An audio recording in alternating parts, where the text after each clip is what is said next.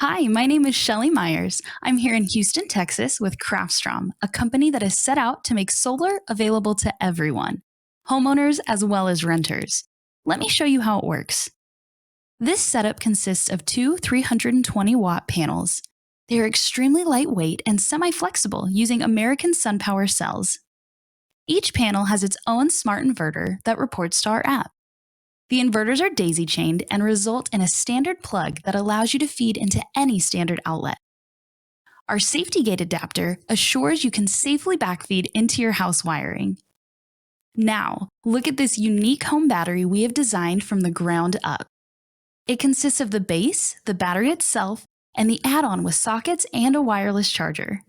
The base allows you to charge from the panels using existing house wiring.